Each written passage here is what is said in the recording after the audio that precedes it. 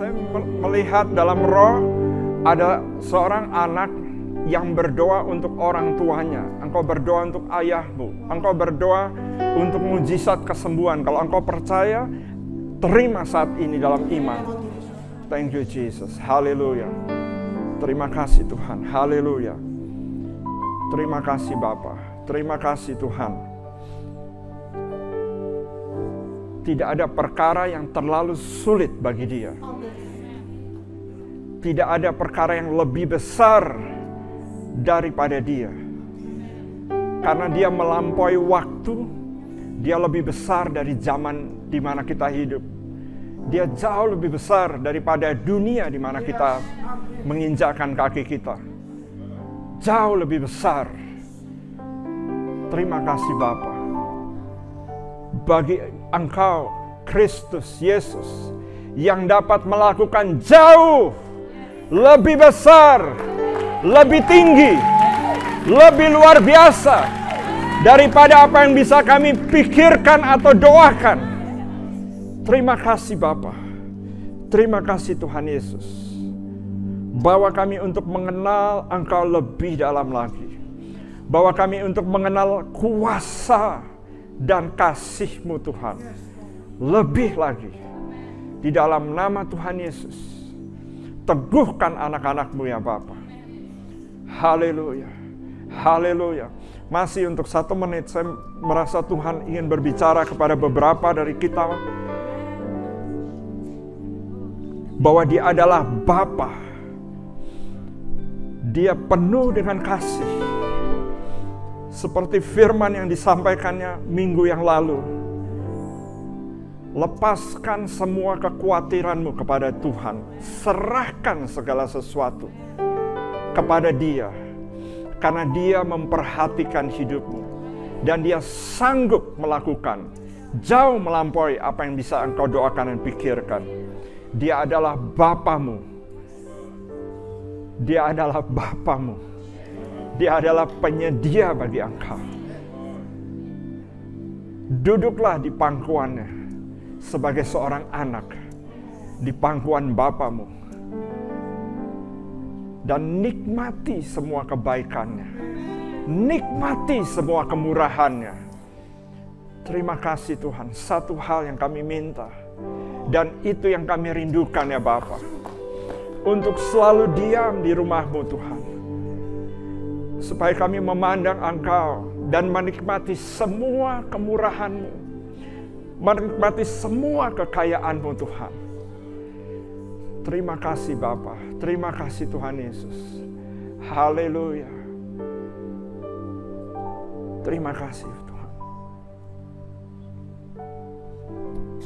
Kami mengucapkan syukur ya Bapa. Di dalam nama Tuhan Yesus kami menyerahkan juga waktu Engkau menyampaikan isi hati-Mu melalui Alkitab dan firman Tuhan yang tertulis ini Tuhan. Dan kami juga berdoa Engkau berbicara, menyampaikan isi hati-Mu dari apa yang kami baca dan kami dengar. Engkau berbicara kepada masing-masing pribadi, sebab Engkau mengasihi kami semua. Di dalam nama Tuhan Yesus, turunlah Roh-Mu, berbicara bagi kami. Haleluya. Semua yang percaya katakan, amin. Haleluya. Amin, amin. Puji Tuhan. Coba lihat ke kanan kiri dan katakan, Bapa mengasihi engkau. Amin. Silakan duduk kembali. Bapak Ibu Saudara. Pada waktu kita dalam penyembahan, begitu luar biasa. Saya percaya saudara-saudara juga merasakan Tuhan berbicara kepada kita masing-masing pribadi. Tetapi Dia sendiri menyatakan bahwa Dia adalah Bapa bagi kita. Dia memperhatikan hidup kita masing-masing. Dia memperhatikan perjalanan hidup kita. Tidak ada satu dari bagian hidup kita yang terlewatkan. Puji Tuhan, haleluya. Dia mengetahui bahkan sebelum kita lahir. Dia juga mengetahui setelah kita meninggalkan dunia ini. Dia mengetahui dan Dia telah memelihara hidup kita sampai hari ini. Puji Tuhan, haleluya. Dan pada hari ini Bapak Ibu Saudara, Tuhan ingin menyampaikan bagian firman Tuhan untuk menuntun kita juga dan mengingatkan kita mengenai zaman di mana kita hidup, yaitu kita harus berjaga-jaga dan berdoa. Matius 24 ayat 42 sampai ayat yang ke-44. Bapak Ibu Saudara, bagian firman Tuhan ini mungkin pernah saudara dengar, pernah juga kita dengar dalam pemuritan, tetapi hari ini Tuhan menaruhkan untuk disampaikan sebab kita semua hidup di zaman ini. Mari kita melihat dan kita akan membaca bersama-sama dari ayat 42, Matius 24 ayat 42 sampai 44. 1, 2, 3. Karena itu berjaga-jagalah, sebab kamu tidak tahu pada hari mana Tuhanmu datang. Tetapi ketahuilah ini, jika tuan rumah tahu pada waktu mana pada malam hari pencuri akan datang, sudahlah pasti ia berjaga-jaga dan tidak membiarkan rumahnya dibongkar. Sebab itu, hendaklah kamu juga siap sedia, karena Anak Manusia datang pada saat yang tidak kamu duga. Haleluya, puji Tuhan. Minggu lalu, saya percaya banyak dari kita dan saya berdoa semua dari kita menerima pesan firman Tuhan yang disampaikan kepada kita masing-masing pribadi. Memang ada beberapa nama yang dipanggil atau disebutkan atau didoakan, tetapi semua kita menerima. Haleluya. Nah, saya juga dapat pertanyaan, Pastor, apakah Pastor tidak dapat pesan Tuhan? Saya ingat-ingat lagi, waktu minggu lalu saya tidak ingat bahwa saya sudah terima. Tapi rupanya saya memang benar-benar sudah terima. Tapi hari Jumat, ada beberapa orang saksinya yang mendengar langsung, begitu mikrofon dibuka, pesan pertama dari hamba Tuhan tersebut adalah, Jesiah, Jesus is coming soon. Haleluya. Amin. Yesus segera datang. Puji Tuhan. Nah, Bapak Ibu Saudara, kita akan melihat sedikit. Kalau benar Tuhan Yesus segera datang, lalu apa tanda-tandanya? Nah, dalam perkembangan zaman, dalam perjalanan gereja Tuhan, selalu disampaikan mengenai kedatangan Tuhan Yesus yang kedua kali. Tetapi ada beberapa tanda yang tidak atau belum pernah digenapi dan belum pernah terjadi dalam sepanjang zaman. Dan kita akan melihat bagian ini bersama-sama. Dan bagian pertama ini, saudara-saudara, secara cepat berbicara tentang pengajaran. Kemudian berikutnya adalah instruksi apa yang harus kita kerjakan jika kita hidup menjelang kedatangan Tuhan yang kedua kali. Nah, Tuhan Yesus sendiri memberikan tanda-tandanya. Yang pertama, yaitu tanda di alam. Yang pertama, tanda di alam natural. Jadi tanda di alam natural itu yang Tuhan Yesus berikan. Mari kita lihat Matius 24 ayat 7. Dan saudara juga bisa lihat itu di Lukas 21 ayat 11 dan ayat 25. Matius 24 ayat yang ke-7, firman Tuhan katakan demikian. Sebab bangsa akan bangkit melawan bangsa dan kerajaan melawan kerajaan. Akan ada kelaparan dan gempa bumi di berbagai tempat. Nah, di Alkitab Bahasa Indonesia ada satu bagian yang hilang yang ada di dalam terjemahan New King James Version atau dalam King James Version, yaitu demikian, saya akan bacakan. And there will be famines, pestilences, yang ini tidak ada di Alkitab Indonesia, yaitu wabah penyakit, dan earthquakes in various places. Nah, Bapak Ibu Saudara, yang pertama adalah di alam. Saudara bisa lihat juga di Lukas 21 ayat 11 sampai 25. Di sana ditulis di ayat 25, ditulis selain gempa bumi, ditulis juga mengenai angin badai dan gelombang laut yang naik melampaui daratan. Atau hari-hari ini kita kenal dengan kata-kata tsunami. Jadi ada gempa bumi, ada bencana kelaparan, karena perubahan iklim, karena gagal panen, karena kekeringan atau terlalu banyak hujan. Kemudian angin badai, ada bencana-bencana alam termasuk tsunami dan banjir. Yang ini kita yang ada di Jakarta cukup familiar. Tetapi hari-hari ini 2 minggu terakhir terjadi banjir di banyak negara. Kalau saudara ikuti di China, di Korea, di Sudan baru terjadi 2 hari terakhir dan belum pernah terjadi sebelumnya. Pastor, kenapa saya tidak dengar? Karena kita dengarnya COVID terus. Ada bencana alam yang ribuan orang meninggal, tetapi yang kita dengar adalah pertambahan pasien di Jakarta. Nah, saudara-saudara, alam sedang berbicara mengenai kedatangan Tuhan yang kedua kali. Kemudian berikutnya, tanda-tanda di langit. Tadi tanda-tanda alam natural, tapi ini tanda-tanda di langit. Yang ini berkaitan bukan hanya dengan bumi ini, tetapi dengan benda-benda di langit. Matius 24 ayat 29. Saudara bisa catatkan Lukas 21 ayat 11 ayat 25 sampai 26. Matius 24 ayat 29, Lukas 21 ayat 11 ayat 25 sampai 26, Yesaya 13. Sekarang ke Perjanjian Lama.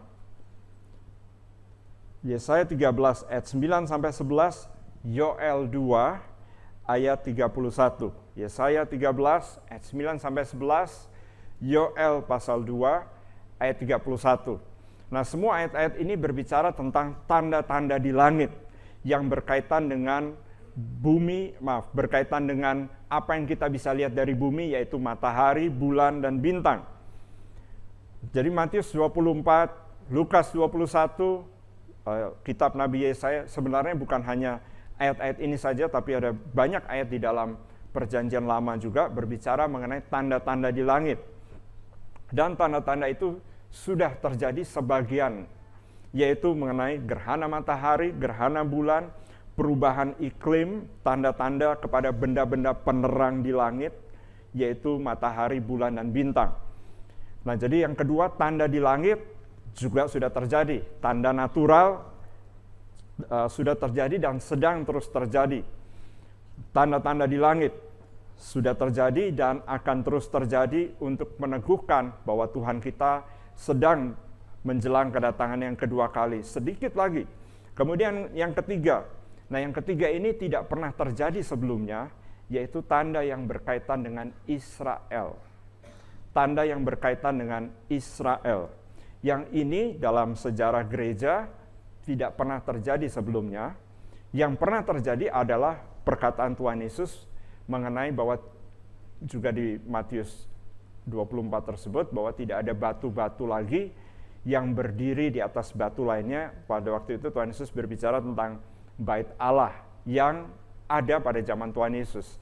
Tapi bersama dengan kota Yerusalem yang direbut dan diruntuhkan, demikian juga bait Allah pada waktu tahun 70 diruntuhkan oleh seorang pemimpin atau panglima dari tentara Romawi, yaitu Titus, jenderal yang menyerang dan meruntuhkan bait Allah. Nah, sejak zaman itu, penggenapan tentang Israel, tentang ayat-ayat mengenai Israel, sangat sulit untuk bisa dimengerti oleh gereja Tuhan. Karena Israelnya tidak ada. Tidak ada negara bernama Israel, tidak ada bangsa pada waktu itu yang bernama Israel juga. Dan saudara-saudara, saudara bisa catatkan di Yeremia 16 ayat 15. Yeremia 16 ayat 15, Tuhan berkata mengenai pemulihan Israel kembali. Kemudian Yesaya 27 ayat yang ke-6. Yesaya 27 ayat yang ke-6. Kemudian satu pasal, Yesaya 35, atau lebih tepatnya satu perikop, Yesaya 35, secara khusus ayat 1 sampai 8. Kemudian Mazmur 102, Mazmur 102, ayat 14 sampai 17, dan saya ulangi, Mazmur 102 ayat 14 sampai 17 untuk saudara yang mencatat, dan juga Sakaria. Nah, kitab Sakaria ini 3 pasal berbicara tentang pemulihan Israel, pasal 10, pasal 11, pasal 12. Pasal 10, 11, dan 12. Nah, Bapak Ibu Saudara, Tuhan Yesus juga berbicara mengenai pemulihan Israel, tapi dia pakai perumpamaan, yaitu dia pakai perumpamaan pohon ara. Dia pakai perumpamaan pohon ara, dan itu ditulis di dalam Matius 24, demikian juga dalam Lukas 21. Nah, bagian ini mulai digenapi dan akan terus digenapi sejak tanggal 14 Mei 1948. Kurang lebih 3 tahun setelah pernyataan kemerdekaan Indonesia. Demikian juga negara yang sudah mati hampir 1900 tahun, kemudian tumbuh kembali sebagai satu bangsa. Sesuai dengan yang Tuhan katakan, bisakah satu bangsa yang sudah mati ribuan tahun lahir kembali, hidup kembali? Waktu itu Nabi Yeskiel melihat tulang-tulang kering, dia bilang, Tuhan, hanya Engkau yang tahu Tuhan. Ini sudah terlalu lama mati. Sudah tidak bisa digabungkan lagi. Sudah tidak jelas mana kepala, mana tangan, mana kaki. Saya cuma lihat tulang semua. Tapi oleh karena kedatangan Tuhan yang semakin dekat, maka tanda itu pun digenapi. Haleluya. Berikutnya yang keempat, tanda-tanda yang berkaitan dengan gereja Tuhan atau jemaat Tuhan. Yang keempat, tanda-tanda yang berkaitan dengan gereja Tuhan atau jemaat Tuhan. Nah, Bapak Ibu Saudara, tanda-tanda ini pun sudah digenapi, sedang digenapi, dan akan terus digenapi supaya meneguhkan bahwa benar kedatangannya semakin dekat. Akan semakin banyak apa? Nah, saudara-saudara bisa lihat di dalam Matius 24 ayat 23 sampai ayat yang ke-28. Kemudian ayat 3 sampai ayat yang keempat, Matius 24 ayat 23, 28, ayat 3 sampai ayat yang keempat, dan Kisah Rasul pasal 2 ayat 17 sampai ayat yang ke-18. Kisah Rasul pasal 2 ayat 17 sampai ayat yang ke-18. Jadi apa itu? Yaitu penyesatan, sekte-sekte muncul, nabi-nabi palsu muncul, pengajaran-pengajaran palsu muncul, dan orang-orang yang datang atas nama Tuhan, bahkan menyebut dirinya utusan Tuhan, Mesias pun muncul. Kalau ini saudara-saudara sudah mungkin mendengarnya juga di dalam sepanjang sejarah, termasuk juga apa yang ada di Indonesia pun, ada sekte-sekte yang juga muncul mengatasnamakan Tuhan dan mendirikan ajaran baru. Nah, saudara-saudara, tetapi demikian juga apa yang ditulis dalam kitab Nabi Yoel dan diteguhkan oleh khotbah Rasul Petrus, itu pun digenapi, yaitu pada zaman gereja Tuhan mencurahkan roh-Nya kepada semua manusia. Dan orang laki-laki dikatakan dan orang perempuan akan mulai bernubuat. Anak-anakku akan mengalami penglihatan-penglihatan.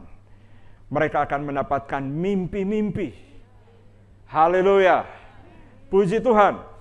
Karena apa? Karena Roh Kudus dicurahkan kepada gereja Tuhan dengan luar biasa. Kemudian ada juga bagian yang sedang digenapi oleh gereja Tuhan, atau saya ulangi, oleh Tuhan sendiri melalui perpanjangan tangan gerejanya atau jemaatnya, yaitu Matius 24 ayat yang ke-14. Dan Injil kerajaan Allah ini akan diberitakan sampai ke seluruh bangsa untuk menjadi kesaksian. Seperti yang kalau Bapak Ibu Saudara dengar hari ini, dimanapun engkau mendengar, inilah tanda bahwa Injil ini diberitakan kepada seluruh bangsa. Tidak lagi terbatas oleh ruang dan waktu, tidak lagi terbatas oleh situasi dan keadaan. Di mana saja engkau bisa mendengar Injil diberitakan. Haleluya, puji Tuhan. Sedang terjadi Dan itu adalah tanda-tanda yang berkaitan dengan penggenapan bahwa gereja Tuhan menjadi perpanjangan Tuhan memberitakan Injil sampai ke seluruh bangsa. Dan yang kelima, yang terakhir, tanda-tanda yang berkaitan dengan bangsa-bangsa. Tanda-tanda yang berkaitan dengan bangsa-bangsa. Tadi kita berbicara mengenai yang poin ketiga Israel, sekarang berbicara mengenai bangsa-bangsa. Nah, Matius 24 ayat 6 sampai ayat yang ke-7 menuliskan demikian, yaitu kamu akan mendengar deru perang atau kabar-kabar tentang perang. Kita sudah mendengar, bahkan saudara sudah membaca sejarah Perang Dunia Pertama, Perang Dunia Kedua, dan juga deru perang mengenai Perang Dunia Ketiga. Namun berawas-awaslah, jangan kamu gelisah, sebab semuanya itu harus terjadi, tetapi itu belum kesudahannya. Sebab bangsa akan bangkit melawan bangsa, dan kerajaan melawan kerajaan. Dan bagian keduanya berbicara tentang tanda pertama di alam di bumi ini. Jadi Bapak Ibu Saudara, tanda-tanda ini ditulis di Matius 24 ayat 6 sampai 7, Lukas 21 ayat 9 sampai ayat yang ke-10, Lukas 21 ayat 9 sampai ayat yang ke-10. Kemudian Yehezkiel, di Yehezkiel ini ditulis dari pasal 38 sampai 39. Yehezkiel 38 sampai 39 berbicara tentang satu peperangan besar di akhir zaman. Juga di dalam Daniel pasal yang ke-11, satu pasal berbicara tentang pertempuran bangsa melawan bangsa, kerajaan melawan kerajaan. Nah, Bapak Ibu Saudara, nubuatan tentang bangsa-bangsa di sekitar Israel itu sudah sebagian digenapi, sedang digenapi, dan akan terus digenapi. Yordania, Mesir, Suriah, Persia. Zaman dulu disebut Persia, hari ini kita mengenalnya Iran dan Irak. Dan yang paling terakhir yaitu Libanon. Saudara mendengar berita yang terjadi bulan yang lalu? Nah, Bapak Ibu Saudara, segala kegenapan tentang apa yang tertulis di Alkitab sedang digenapi di depan mata kita. Nah, zaman pada waktu itu, maksudnya dalam zaman gereja, tanda-tanda yang ketiga, keempat, kelima, itu belum sepenuhnya digenapi, terutama tanda yang ketiga, karena belum ada negara Israel. Jadi tanda yang kelima pun tidak bisa digenapi dengan sudut pandang Yerusalem. Kenapa? Karena belum ada pada waktu itu. Jadi belum ada permusuhan di sekeliling kota Yerusalem seperti yang diucapkan oleh para nabi, yang tadi Nabi Yehezkiel dan Nabi Daniel. Tetapi begitu tanda yang ketiga ada, maka tanda-tanda yang keempat dan tanda keempat sudah digenapi, dan terus akan digenapi, tapi tanda yang kelima ini sedang digenapi, sudah digenapi sebagian, dan akan terus digenapi. Bapak Ibu Saudara, kita hidup di zaman di mana 5 tanda ini sedang digenapi dan sedang terjadi.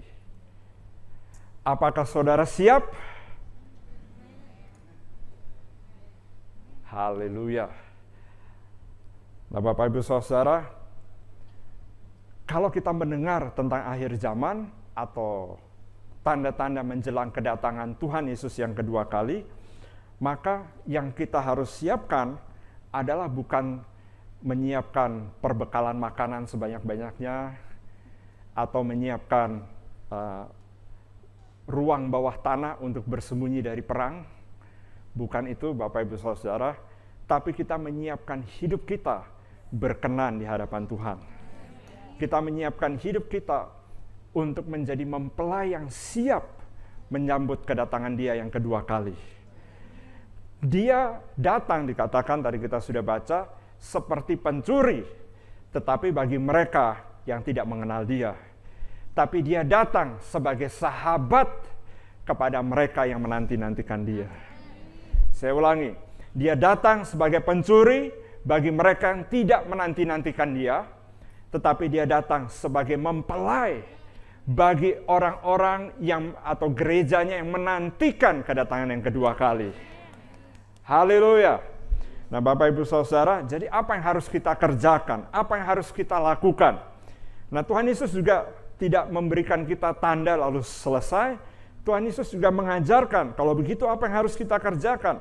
Mari kita lihat Bapak Ibu Saudara, Matius, sekarang kita ke Lukas. Lukas 21. Lukas 21.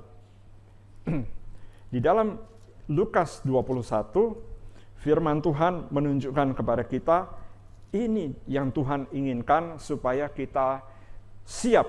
Yang pertama, berjaga-jaga dan berdoa. Yang ini saudara harus catat dan hidup di dalamnya. Berjaga-jaga dan berdoa. Lukas 21 ayat 34 sampai 36. Lukas 21 ayat 34 sampai 36. Mari kita baca bersama-sama. 1, 2, 3. Jagalah dirimu supaya hatimu jangan syarat oleh pesta pora dan kemabukan serta kepentingan duniawi, dan supaya hari Tuhan jangan datang dengan tiba-tiba jatuh ke atas dirimu seperti suatu jerat, sebab ia akan menimpa semua penduduk bumi ini. Berjaga-jagalah senantiasa sambil berdoa. Haleluya, stop dulu. Semua katakan bersama saya, berjaga-jaga senantiasa sambil berdoa. Haleluya. Mari kita lanjutkan. Supaya kamu beroleh kekuatan untuk luput dari semua yang akan terjadi itu, dan supaya kamu tahan berdiri di hadapan Anak Manusia. Haleluya, puji Tuhan. Tuhan ingin semua orang-orang percaya, siapa saja yang mendengar firman Tuhan ini, juga akhirnya berdiri di hadapan Tuhan, pencipta langit dan bumi, tetapi juru selamat dunia, Raja yang akan datang kedua kali. Tuhan ingin semua orang sebenarnya berdiri di hadapannya dan berkata, Maranatha, datanglah Tuhan Yesus. Tuhan ingin dan dia sangat rindu. Itu sebabnya hari ini juga kita akan masuk ke dalam perjamuan kudus. Nah, Bapak Ibu Saudara, selama tahun 2020, mungkin saudara sudah melihat tanda-tanda yang tadi kita bahas. Tetapi apa yang harus kita lakukan? Firman Tuhan berkata kepada kita dengan jelas, berjaga-jagalah, bukan hanya hari Minggu, atau hari Komsel, atau hari doa puasa, atau hari doa tertentu, tetapi apa? Senantiasa. Semua katakan bersama saya, senantiasa. Senantiasa itu artinya di jalan, di kendaraan, di dapur, pada waktu engkau buka pintu kantor, waktu engkau buka pintu mobil, waktu engkau pergi ke pasar, kemana saja, di mana saja, senantiasa. Dan firman Tuhan katakan, berjaga-jaga senantiasa sambil berdoa. Di bagian lain, di dalam 1 Tesalonika 5 ditulis juga dengan jelas, berdoalah senantiasa. Nah, jadi Bapak Ibu Saudara, yang pertama yang Tuhan rindukan bagi anak-anak Tuhan adalah berdoa, berjaga-jaga, dan berdoa senantiasa. Pastor, belum digenapi kan semua tanda-tandanya? Memang belum, masih akan ada yang digenapi dan ada yang sedang digenapi, tapi Tuhan bisa datang ke dalam hidupmu secara personal juga, yaitu engkau dipanggil pulang ke dalam rumah Bapa di sorga. Haleluya. Itu sebabnya harus senantiasa berjaga-jaga dan berdoa. Bapak Ibu Saudara, ditulis juga Tuhan Yesus mengajarkan demikian. Lihat di Lukas 21 ini. Kamu dikatakan, jagalah dirimu supaya hatimu jangan syarat Bapak Ibu Saudara, dikatakan hati kita jangan teralihkan. Puji Tuhan, termasuk apa? Jangan teralihkan oleh situasi masalah yang ada di sekeliling kita. Memang di sini ditulis kemabukan, pesta pora, kepentingan duniawi, tapi juga jangan disesatkan oleh keadaan pandemik yang sedang terjadi, atau keadaan situasi dunia, politik yang sedang terjadi, karena semua itu adalah penggenapan dari tanda-tanda kedatangan Tuhan yang kedua kali.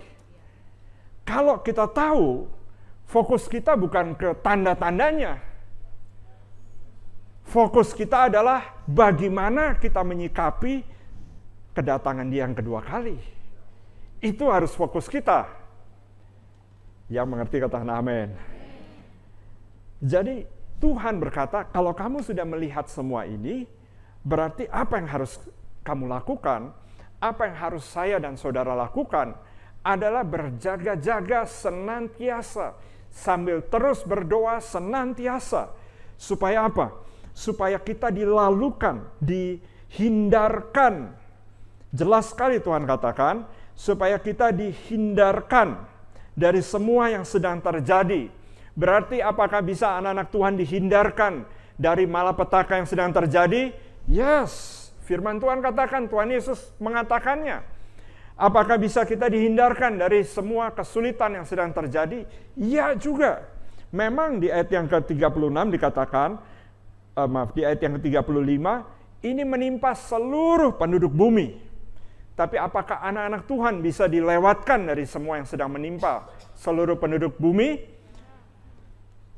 Berjaga-jagalah senantiasa dan berdoa terus-menerus, tidak putus-putusnya.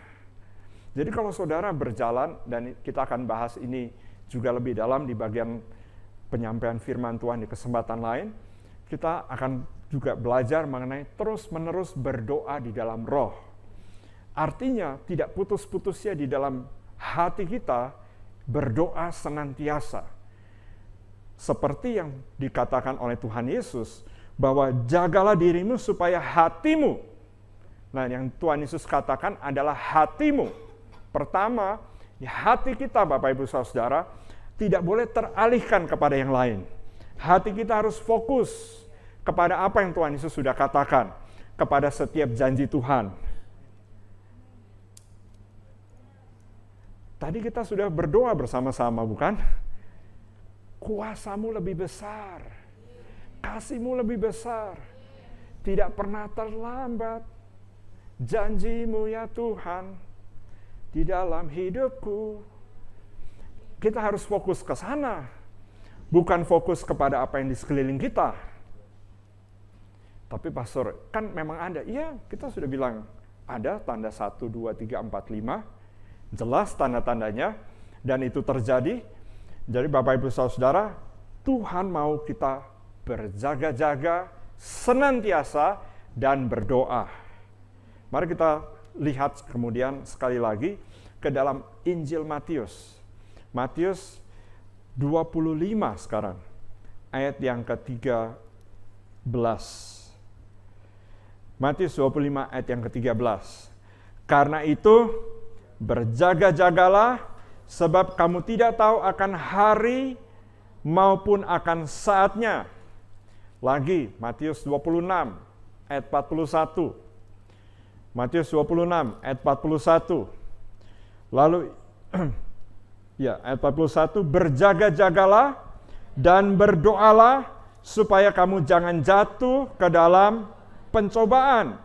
Roh memang penurut, tetapi daging. Kalau saudara perhatikan, roh di sana bukan roh besar, tapi rohnya huruf kecil. Artinya hati kita maunya menurut firman Tuhan. Tetapi pikiran kita dipenuhi dengan tanda-tanda yang di sekeliling kita, dan membuat kita tidak bisa merasakan atau mendengar suara Tuhan dengan jelas.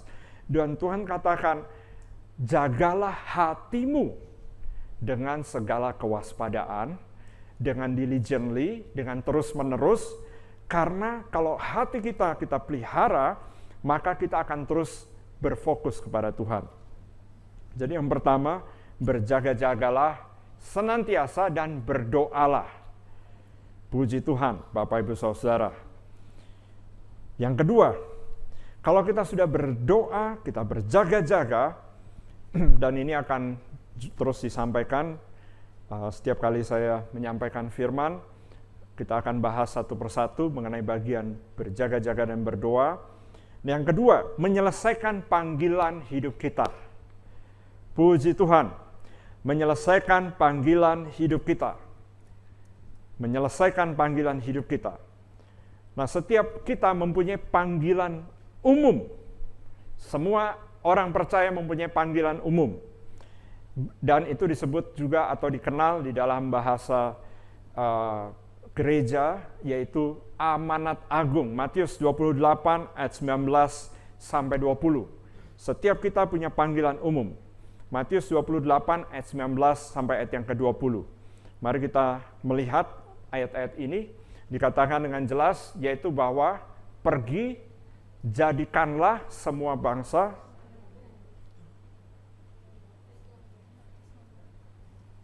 Ya, pergi, jadikanlah semua bangsa muridku. Haleluya.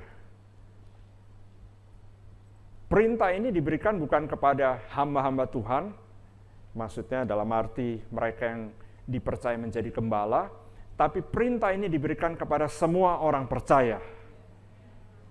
Ini adalah tugas kita. Pergi, jadikanlah semua bangsa muridku.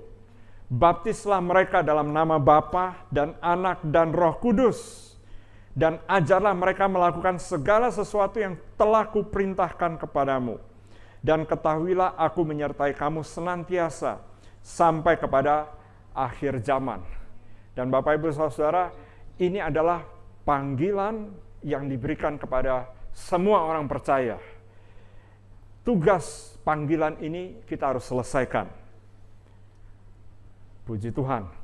Tapi mari kita lihat ada panggilan khusus kepada setiap orang percaya juga. Setiap kita punya assignment-nya masing-masing. Mari kita lihat kembali ke Matius 24. Di Matius 24, Tuhan berbicara mengenai panggilan yang diberikan kepada setiap orang spesial, khusus masing-masing. Nah, Bapak Ibu Saudara, lihat di ayat yang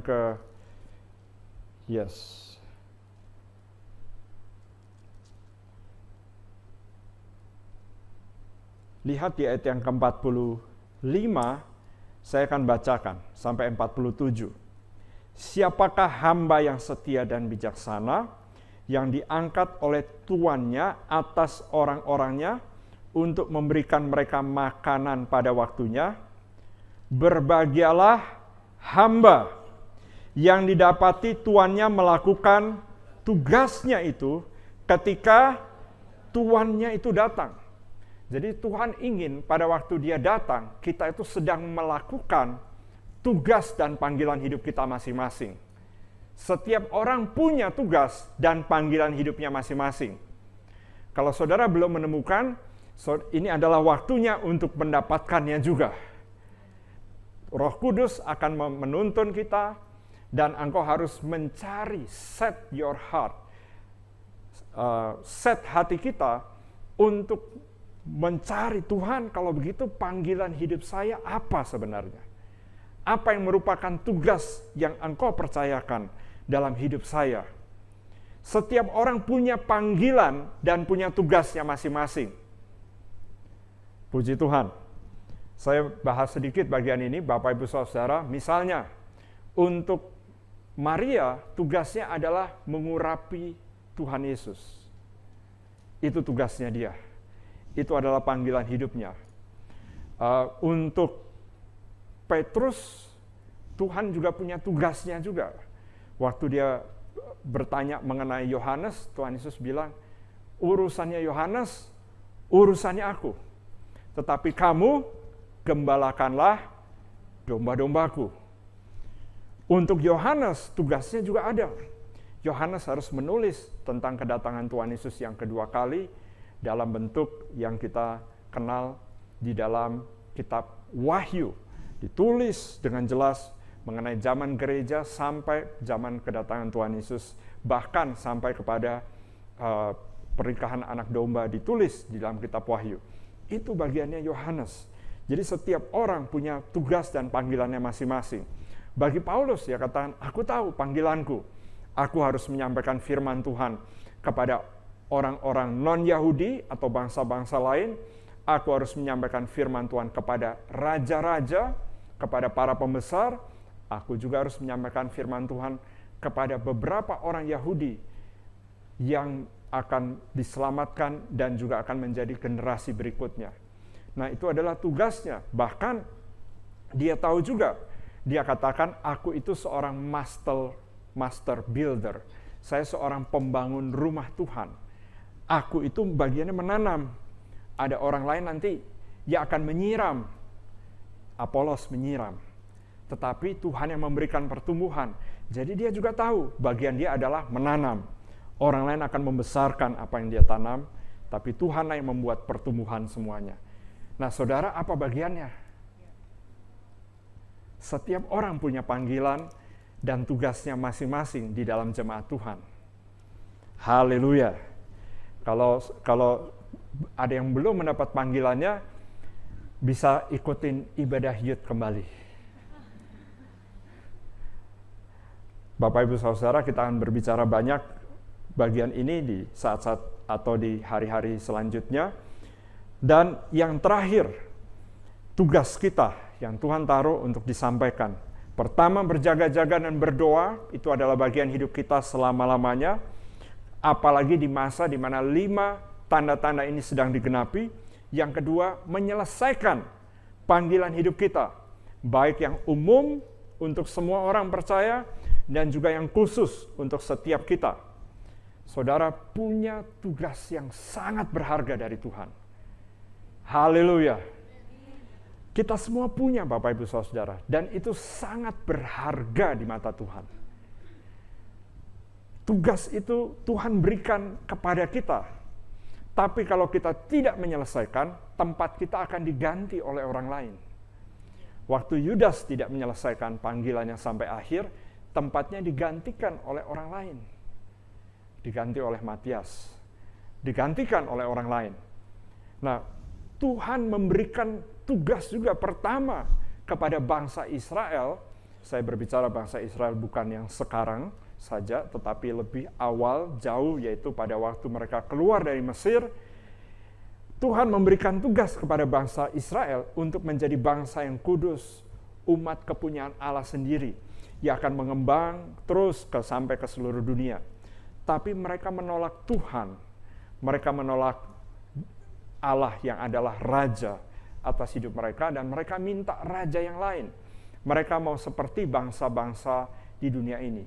Saudara, bangsa-bangsa di dunia ini termasuk Indonesia, termasuk semua bangsa. Pemimpinnya itu manusia. Israel, Tuhan jalan di depan mereka.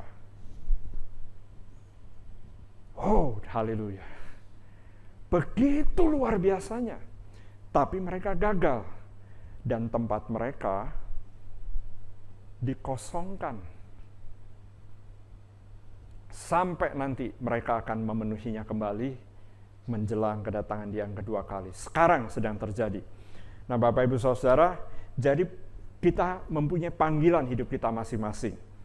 Kita harus memenuhinya. Yang ketiga, haleluya, intim dengan Tuhan. Dekat dengan Tuhan. Melekat dengan Tuhan. Puji Tuhan. Ada begitu banyak ayat mengenai hal ini. Tapi mari kita lihat kenapa kita harus melekat dengan Tuhan, intim dengan Tuhan. Karena Tuhan ingin dekat sekali dengan kita. Dia ingin sangat dekat. Dan bukan hanya dekat sebentar pada waktu ibadah, atau beberapa saat pada waktu kita berdoa, tapi Dia ingin dekat sekali dengan kita selama-lamanya. Mari kita baca kerinduan hati Tuhan Yesus di dalam Yohanes pasal yang ke-14. Dan sebentar lagi kita akan masuk dalam perjamuan kudus. Yohanes pasal 14 ayat 1 sampai ayat yang ketiga. Janganlah gelisah hatimu. Amin. Jangan gelisah dengan kabar perang, kabar penyakit, kabar segala macam yang engkau dengar. Jangan gelisah. Percayalah kepada Allah, percayalah juga kepadaku. Lihat kerinduan hati Tuhan, dengar kerinduan hati Tuhan. Di rumah Bapakku banyak tempat tinggal. Kalau saudara punya Alkitab bahasa Inggris dikatakan ada banyak mansions. Artinya rumah-rumah raksasa. Mansions itu kamarnya bukan 1 atau 2 atau 3 seperti kamar tidur saudara. Mansions itu kamarnya 20, 30. Itu baru mansions. Kamarnya banyak sekali. Lalu Tuhan katakan, tentu aku mengatakannya kepadamu. Kenapa? Karena memang itu yang aku punya. Lalu dia katakan begini, sebab aku pergi ke situ untuk menyediakan tempat bagi para nabi, para rasul. Menyediakan tempat bagi. Mari kita baca kalau begitu. Kalau engkau percaya, mari kita baca. Ayat 2 sampai ayat yang ketiga. 1, 2, 3. Di rumah Bapakku banyak tempat tinggal. Jika tidak demikian, tentu aku mengatakannya kepadamu. Sebab aku pergi ke situ untuk menyediakan tempat. Amin. Haleluya. Puji Tuhan. Nah, lalu Tuhan Yesus tidak berhenti sampai situ. Dia bilang begini, ini yang, saudara tangkap kerinduan hati Tuhan. Ayat yang ketiga, dan apabila aku telah pergi ke situ dan telah menyediakan tempat bagimu, aku akan datang kembali dan membawa kamu ke tempatku, supaya di tempat di mana aku berada, haleluya. Haleluya. Tuhan rindu sekali yang hatinya teguh. Kau jaga ya Tuhan dengan damai sejahtera. Sebab Ia mengenal namamu. Dan kalau kita baca seluruh bagian firman Tuhan, Tuhan sebenarnya berbicara tentang melekat, dekat. Sungguh hatinya melekat kepadaku. Maka aku akan meluputkan dia. Aku akan memberitahukan kehidupan sebab Ia mengasihi aku. Mazmur 91. Nah, saudara-saudara, sungguh kita harus melekat kepada Tuhan. Kenapa? Karena Dia rindu kita dekat dengan Dia. Hari ini, kalau saudara sudah menerima atau saudara melekat kepada Tuhan Yesus, maka hari ini, sekarang ini, saudara sudah punya tempat di sorga. Efesus pasal 2 ayat 6 katakan, saudara mempunyai tempat bersama dengan Kristus di sorga. Kita mempunyai tempat yang hanya disiapkan, disediakan untuk kita. Tapi adalah bagi mereka yang melekat kepada Tuhan, yang dekat dengan Tuhan. Kalau begitu, apa yang harus kita lakukan? Kalau begitu, kita juga harus mempunyai kerinduan yang besar sekali. Tadi saya sudah katakan di awal, Bapak Ibu Saudara, bagi mereka yang tidak menanti-nantikan Tuhan, Dia akan datang sebagai pencuri, mendadak. Tapi bagi orang-orang yang menanti-nantikan Tuhan, Dia akan datang sebagai sahabat, yang datang membawa sahabatnya ke dalam rumahnya. Di dalam rumah Bapakku, banyak sekali tempat tinggal. Aku telah menyiapkan tempat bagi engkau. Kalau gitu apa kerinduan kita? Kerinduan kita ditulis dalam tema kita pada tahun ini. Mari kita buka Mazmur 84. Mazmur 84. Kita akan baru saja baca tempat kediaman Tuhan Yesus dan bagaimana kerinduan hatinya. Ayat yang kedua, mari kita mulai. Betapa disenangi tempat kediaman-Mu ya Tuhan semesta alam. Jiwaku hancur karena merindukan pelataran-pelataran Tuhan. Hatiku dan dagingku bersorak-sorai kepada Allah yang hidup. Bahkan burung pipit telah mendapat sebuah rumah, dan burung layang-layang sebuah sarang, tempat menaruh anak-anaknya, dan mezbah pada mezbah-mezbah-Mu, ya Tuhan semesta alam, ya Rajaku dan Allahku. Berbahagialah orang-orang yang diam di rumah-Mu, yang terus-menerus memuji-muji Engkau. Berbahagialah manusia yang kekuatannya di dalam Engkau, yang berhasrat mengadakan ziarah. Apabila melintasi lembah Baka, mereka membuatnya menjadi tempat yang bermata air. Saya tambahkan, apabila melintasi lembah pandemik, mereka membuatnya menjadi tempat yang bermata air. Bahkan hujan pada awal musim menyelubuhinya dengan berkat. Mereka, haleluya, berjalan semakin lama, semakin kuat, hendak menghadap Allah di Sion. Saudara, makin lemah atau makin kuat? Waktu kita mendengar kedatangan Tuhan Yesus yang kedua kali, kita harusnya mengalami seperti ini. Betapa aku merindukan Tuhan, tempat kediaman-Mu Tuhan. Jiwaku haus, jiwaku hancur untuk menikmati semua kebaikan di dalam rumah-Mu ya Tuhan. Tidak ada yang lebih indah dan lebih luar biasa daripada berdiam selalu di dalam hadirat Tuhan. Puji Tuhan Bapak Ibu Saudara, karena akan tiba pada waktunya, tanda dibunyikan. Dan pada waktu itu Tuhan akan menyuruh malaikat-malaikatnya keluar. Pastor, dari mana saya tahu tanda itu akan berbunyi kepada saya? Kalau engkau bisa mendengar suara Tuhan, engkau akan mendengar suaranya memanggil. Naiklah kemari. Naiklah kemari. Dan engkau telah dipanggil untuk menikmati semua kemurahan Bapamu di sorga.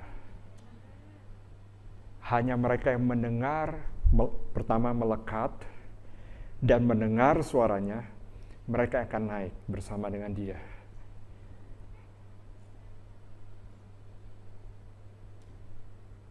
Mari kita bangkit berdiri.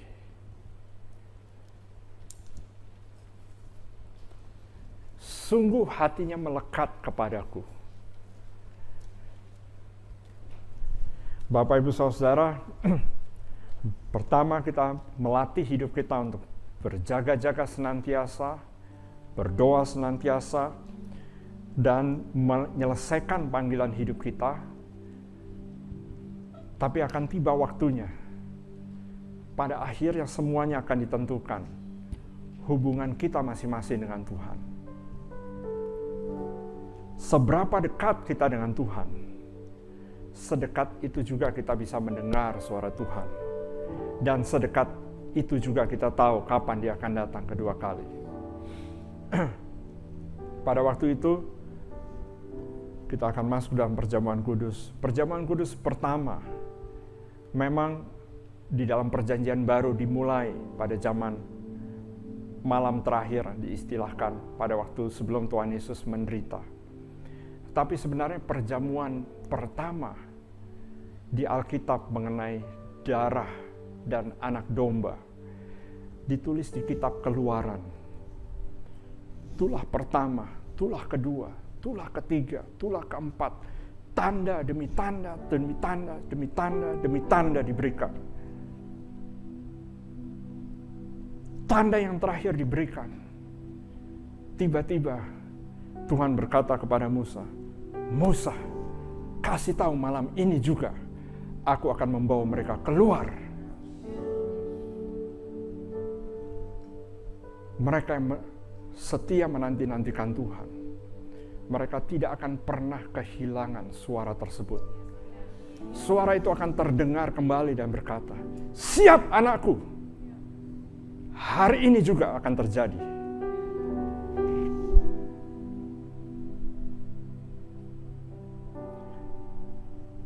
Sungguh hatinya melekat kepadaku. Aku membentengi dia, sebab ia mengenal namaku. Oh, Bapak Ibu Saudara, betapa rindunya Tuhan Yesus. Dia katakan supaya di tempat di mana aku berada, kamu pun berada. Tapi kita pun harus mempunyai hati seperti yang dituliskan di dalam Mazmur 84. Betapa aku menyukai Tuhan hadirat-Mu. Puji Tuhan untuk berkat. Puji Tuhan untuk terobosan. Mungkin juga saudara menghadapi situasi yang sulit dalam hidup ini. Tetapi semua itu tidak harus membuat kita sulit. Atau membuat pikiran, atau perasaan, atau hati kita terpecah. Fokus kita bukan kepada semua kesulitan yang kita sedang hadapi. Fokus kita adalah kepada Dia, yang adalah Juru Selamat dan Tuhan, yang memanggil engkau keluar dari kegelapan, kepada terangnya yang ajaib. Karena akan tiba pada waktunya, Dia akan datang lagi dan berkata, "Anakku siap, sudah waktunya." Bukan nanti, tapi sekarang tiba waktunya. Malam itu Bapak Ibu Saudara, mereka hanya mendapat instruksi. Saya berbicara tentang Keluaran.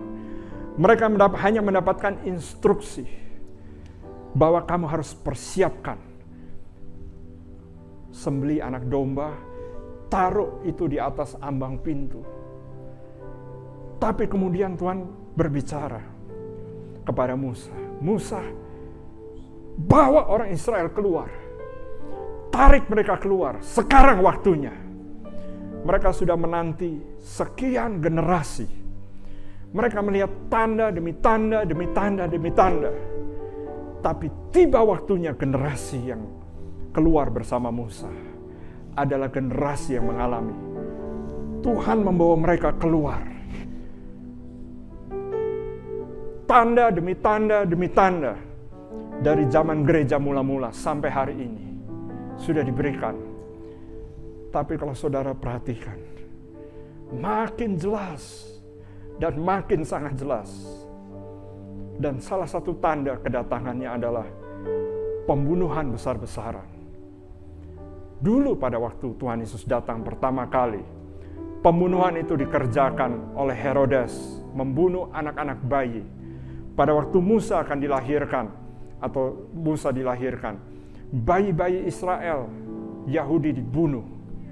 Tapi pada waktu generasi terakhir kedatangan Tuhan Yesus, juga dilahirkan aborsi besar-besaran di seluruh dunia.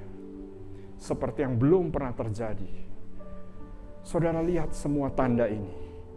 Inilah saatnya. Tidak lama lagi Dia akan datang. Berdoalah dan berjaga-jaga. Selesaikan tugas panggilanmu. Intim dengan Dia. Dekat dengan Dia.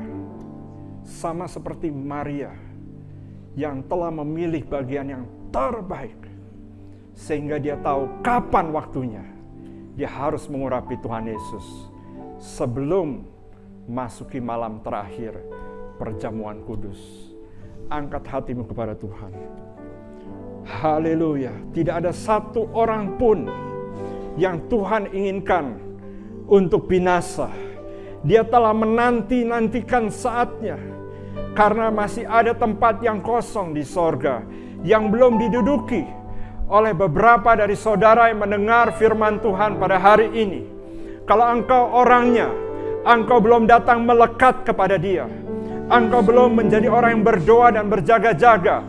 Engkau belum menjadi orang yang berlari kepada panggilan dan menyelesaikan panggilan dan tugas dalam hidupmu. Ini adalah saatnya bahwa engkau harus meninggalkan hidup yang lama, meninggalkan cara berpikir yang lama, meninggalkan semua dosa yang begitu merintangi engkau, dan berlari-lari kepada tujuan, berlari-lari kepada panggilan yang Tuhan sudah sediakan, dan fokus hanya kepada Yesus.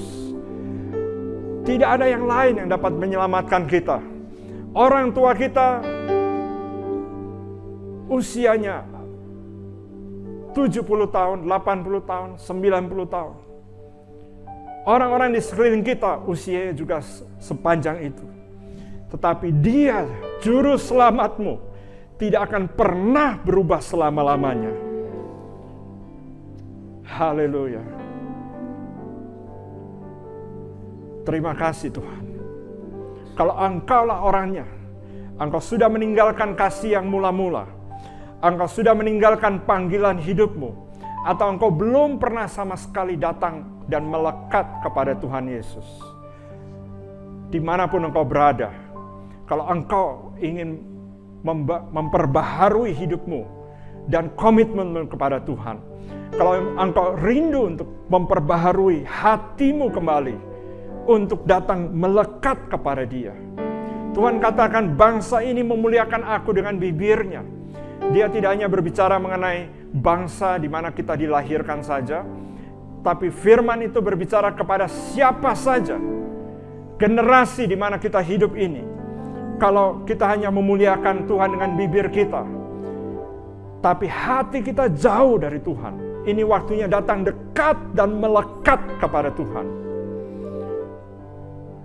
Kalau engkau masih jauh dan engkau ingin datang dekat, melekat, dimanapun engkau berada, angkat tanganmu tinggi dan kita akan berdoa. Terima kasih Tuhan. Terima kasih Tuhan Yesus. Engkau pun yang menyaksikan firman Tuhan ini, engkau mendengarnya, angkat hatimu kepada Tuhan. Buka hatimu selebar-lebarnya. Dan katakan, Tuhan Yesus. Katakan bersama saya, Tuhan Yesus. Saya minta ampun. Saya telah jauh. Saya telah menjadi suam-suam. Tidak bersemangat. Tidak sepenuhnya. Hati saya teralihkan. Pandangan saya teralihkan. Pikiran saya dipenuhi dengan semua situasi dunia dan situasi sekeliling saya. Tapi hari ini saya melepaskan, saya meninggalkan semua dosa, semua ikatan, semua yang merintangi saya.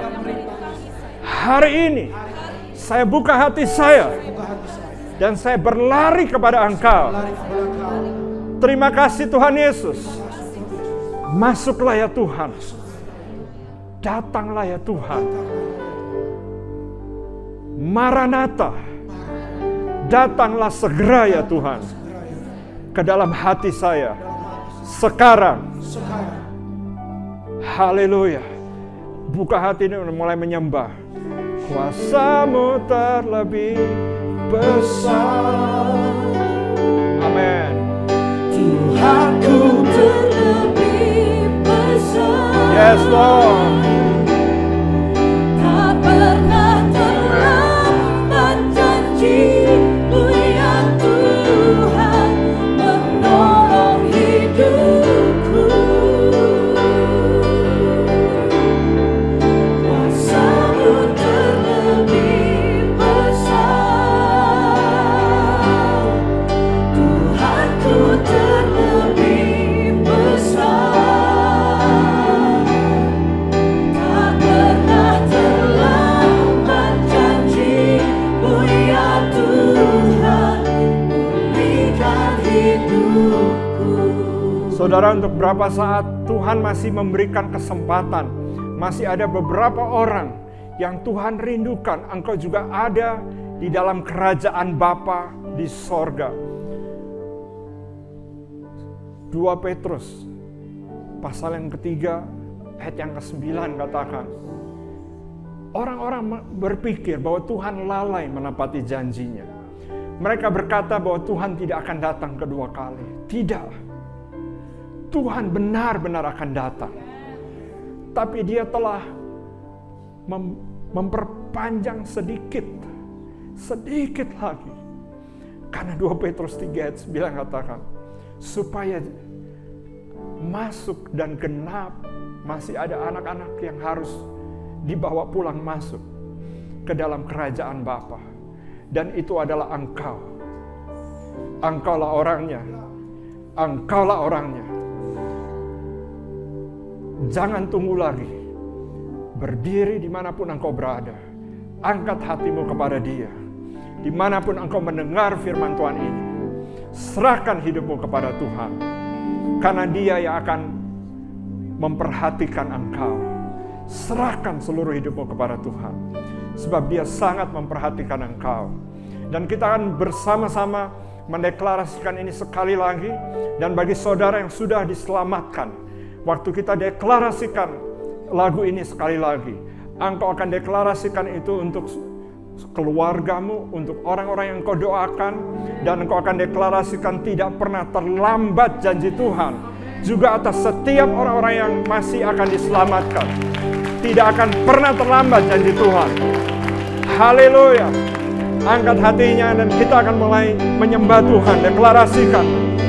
Terima kasih Tuhan. Kuasamu terlebih besar. Doakan orang-orang tersebut. Aku terlebih besar. Haleluya. Doakan mereka. Tak pernah terlambat janji-Mu ya Tuhan, menolong hidup. Yes. Amin Tuhan. Terima kasih Tuhan. Kuasamu terlebih besar. Tuhanku terlebih besar. Tak pernah terlambat janji-Mu ya Tuhan, pulihkan hidup. Sekali lagi, mari kita menyembah Tuhan, deklarasikan Tuhan. Kuasamu Haleluya. terlebih besar. Tuhanku terlebih besar. Tak pernah terlambat janji-Mu ya Tuhan, menolong hidupku. Kuasamu terlebih besar.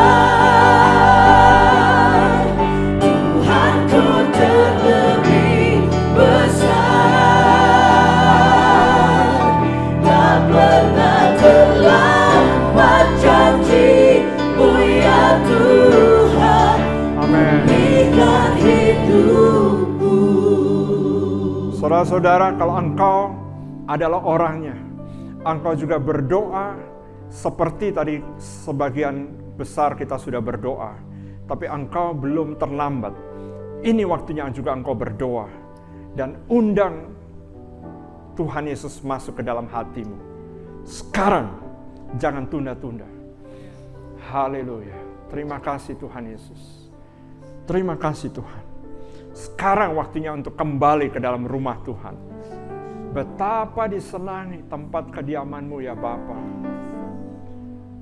Haleluya, haleluya. Kita akan masuk ke dalam perjamuan kudus bersama-sama.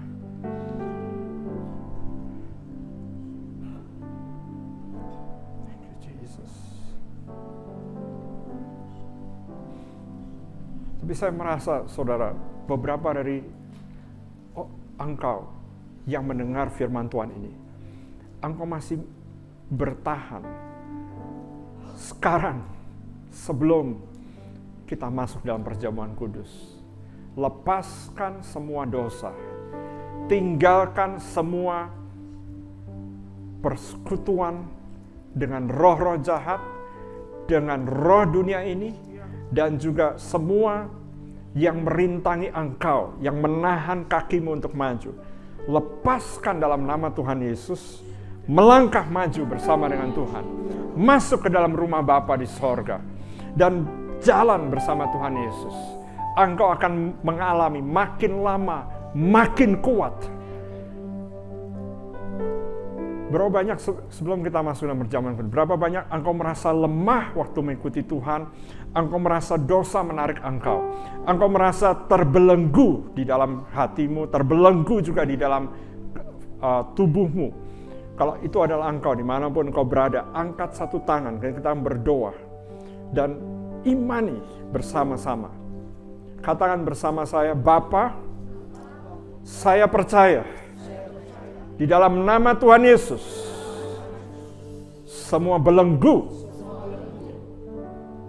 yang merintangi saya untuk maju, untuk berkenan kepada Tuhan, untuk mengikuti Engkau dengan segenap hati, hancur sekarang. Dalam nama Tuhan Yesus, saya dilepaskan, saya dibebaskan. Dalam nama Tuhan Yesus, hati saya dilepaskan, pikiran saya dilepaskan, hidup saya dilepaskan. Dalam nama Tuhan Yesus, mulai deklarasikan, 1 menit engkau deklarasikan apa saja yang merintangi engkau. Deklarasikan, katakan dalam nama Tuhan Yesus, lepas dari hidup saya, lepas dari hidup saya. Dalam nama Tuhan Yesus, haleluya. Terima kasih Tuhan. Dalam nama Tuhan Yesus. Haleluya. Haleluya. Terima kasih Bapa. Terima kasih Tuhan Yesus. Haleluya. Dan jangan lagi engkau mau diperhamba oleh kuk dosa yang merintangi engkau. Dalam nama Tuhan Yesus. Terima kasih Bapa. Haleluya. Demikian firman Tuhan untuk mempersiapkan kita masuk dalam perjamuan kudus. Lukas 22 ayat yang ke-14. Ketika tiba saatnya, Yesus duduk makan bersama-sama dengan rasul-rasulnya. Katanya kepada mereka, "Aku sangat rindu makan Paskah ini bersama-sama dengan kamu sebelum aku menderita. Sebab aku berkata kepadamu, aku tidak akan memakannya lagi." Haleluya. Sampai saat ini Tuhan Yesus masih menantikan. Hari ini kita di bumi akan masuk bersama-sama dengan Dia di perjamuan 2000 tahun yang lalu. Tapi akan tiba waktunya kita akan masuk bersama-sama dengan Dia. Di dalam ayat 16. Aku tidak akan memakannya lagi sampai ia beroleh kegenapan dalam kerajaan sorga. Lalu ayat 18.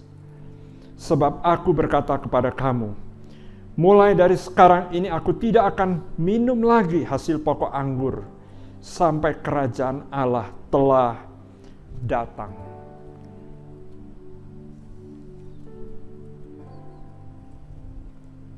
Bapak Ibu Saudara, di malam perjamuan itu, kemudian dia angkat cawan, kemudian dia menuangkan,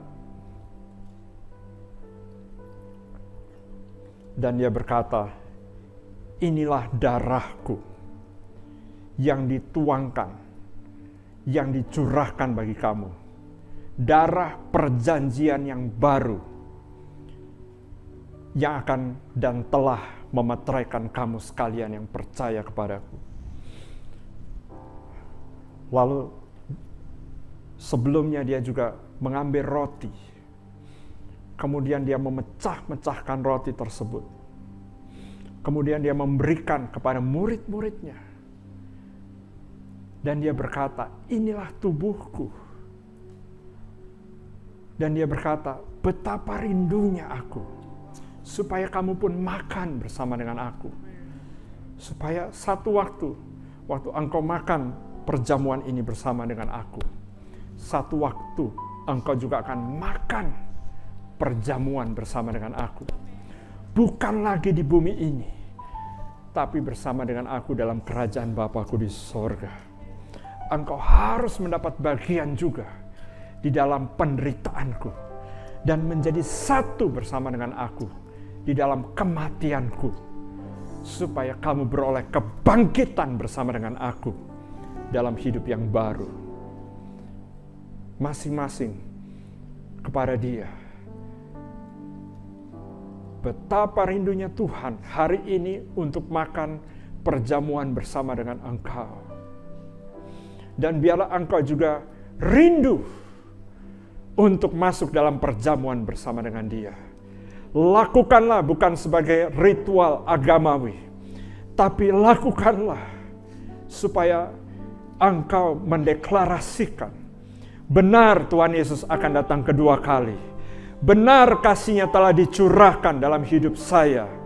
Dan benar aku masuk menjadi satu dengan Dia dalam kematiannya, dalam pengorbanannya, dalam kematiannya, dan dalam kebangkitan yang kedua kali. Haleluya. Terima kasih Tuhan Yesus. Terima kasih Tuhan. Haleluya. Ambil roti di tangan kananmu. Dan kalau engkau ada di ruangan ini, engkau bisa buka masker untuk beberapa saat untuk menyiapkan dirimu masuk dalam perjamuan kudus.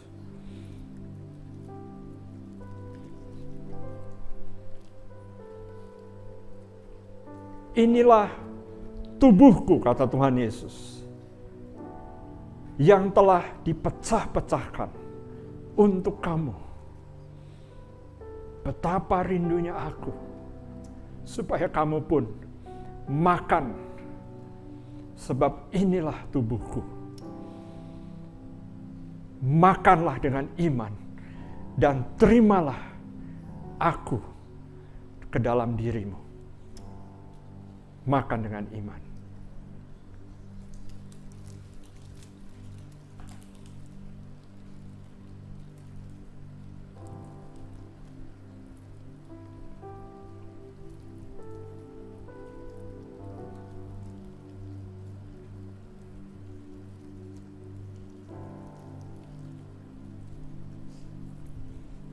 Ambil cawan dan siapkan.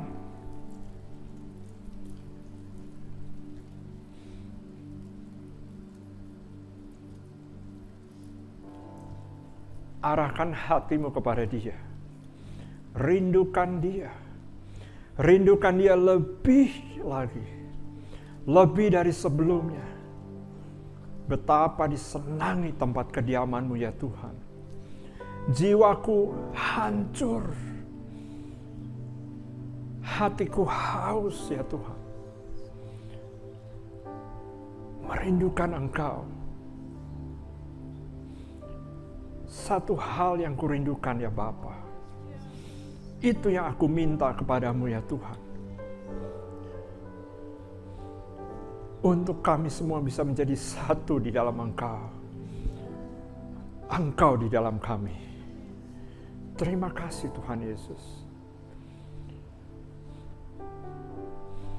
Dan Dia mengangkat cawan, lalu menuangkannya bagi kita semua.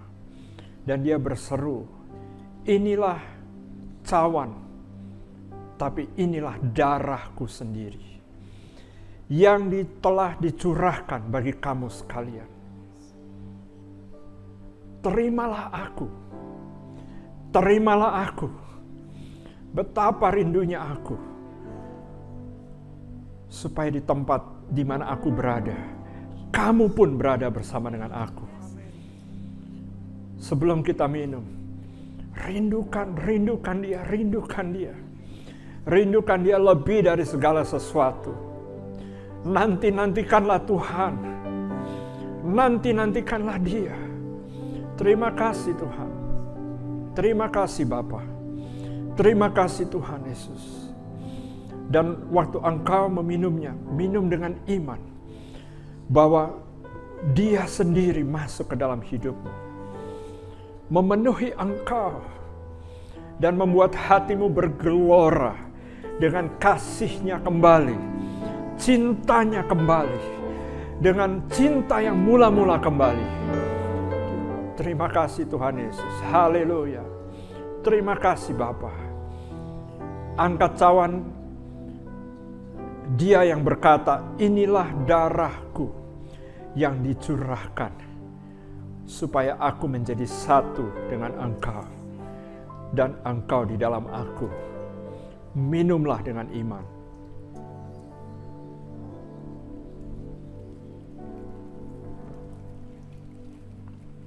Angkat hatimu dimanapun engkau berada. Ucapkan syukur kepada Tuhan.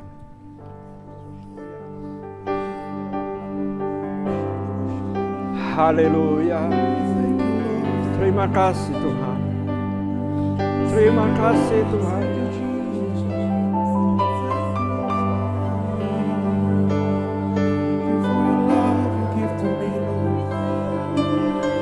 Terima kasih Tuhan. Masing-masing dengan kata-kata masing-masing berdoa saat ini.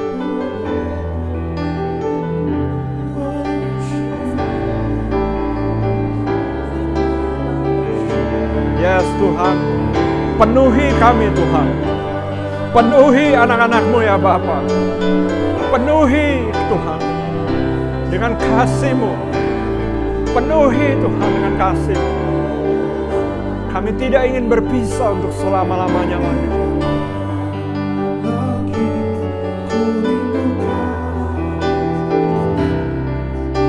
Lebih dari segala yang ada, lebih dalam lagi ku cintakan Yesus, ku mengasihi. Sekali lagi, terima kasih Tuhan. Lebih dalam lagi ku rindukan Tuhan, lebih dari segala yang ada, lebih dalam lagi ku cintakan Yesus, ku mengasihi-Mu. Terima kasih Bapa, bahwa Engkau sangat mengasihi kami, bahwa Engkau memperhatikan keadaan kami, dan Engkau menuntun kami keluar dari gelap kepada terang. Engkau memelihara kami, Engkau menjaga langkah hidup kami, dan Engkau tidak akan membiarkan satu dari kami pun binasa. Dan kami mengucapkan syukur Bapa, bahwa Engkau akan memelihara kami sesuai dengan firman-Mu. Pada waktu kami fokus kepada Engkau, sekalipun seluruh bumi ini, semua penduduk bumi terkena apa yang disebut tanda-tanda kedatangan-Mu yang kedua kali. Tapi kami tahu, anak-anak Tuhan dalam perlindungan yang khusus dari Tuhan, dalam pemeliharaan yang khusus dari Tuhan. Terima kasih Bapa, terima kasih Tuhan Yesus. Di dalam nama Tuhan Yesus, dan biarlah hatimu melekat kepada Tuhan, dan biarlah fokus hidupmu terus kepada Dia, Juru Selamat dan Tuhan yang telah memanggil engkau keluar dan akan membawa engkau masuk sampai ke dalam kerajaan Bapanya di sorga. Haleluya. Amin.